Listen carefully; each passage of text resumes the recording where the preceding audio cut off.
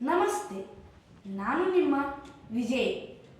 ಉಪನ್ಯಾಸಕರು ಕವಯಿತ್ರಿ ನಾಗರತ್ನ ವೀರೇಶ್ ಅವರು ಬರೆದಿರುವ ಕವನದ ಹೆಸರು ಮಣ್ಣಿನ ಮಹಿಮೆ.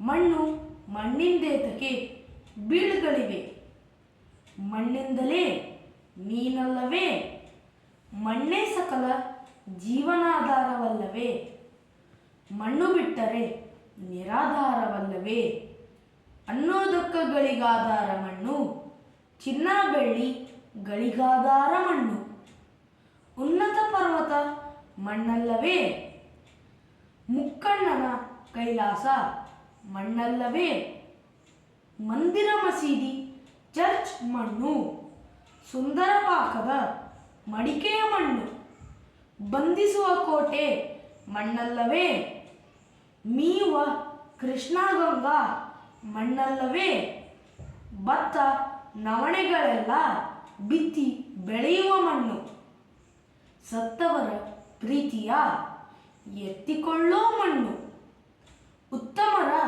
ವೈಕುಂಠ ಮಣ್ಣಲ್ಲವೇ, ಸತ್ಯ ಶಂಭುಲಿಂಗವೇ ಮಣ್ಣಲ್ಲವೇ, ಸತ್ಯ ಶಂಭುಲಿಂಗವೇ ಮಣ್ಣಲ್ಲವೇ. ಮತ್ತೆ ಸಿಗೋಣ ಮುಂದಿನ ವಿಡಿಯೋನಲ್ಲಿ. ಅಲ್ಲಿಯವರೆಗೂ ನಮಸ್ತೆ.